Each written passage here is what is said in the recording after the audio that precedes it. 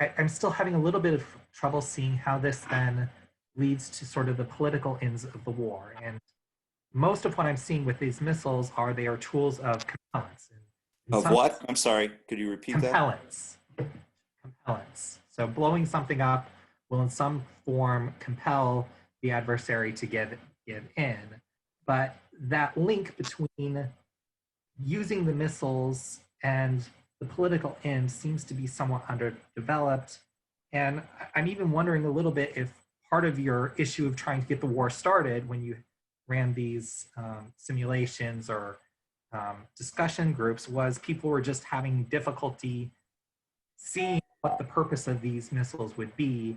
Ah, well, we should just get rid of the Defense Department and any offensive capability. That's a possibility. I'm being glib because there's something a little over-argued here, and that is, well, it's compellence, it's not deterrence. By the way, that is one of the great truth arguments, that something's compellence versus deterrence. I mean, it's very subtle.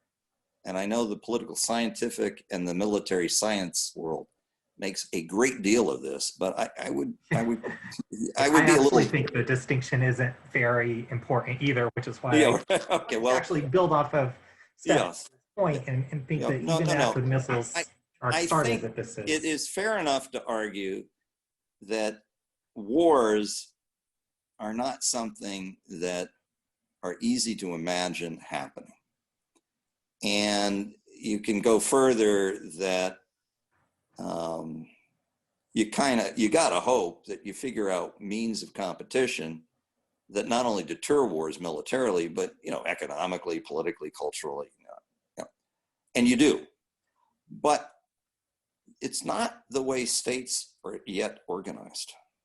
It seems like every state that is in the business of pushing other countries around, whether it's Russia or China or the United States, or even the lesser powers, get into building military forces. And the question always has to be, how do we use military science to keep these military investments from wiping out civilization?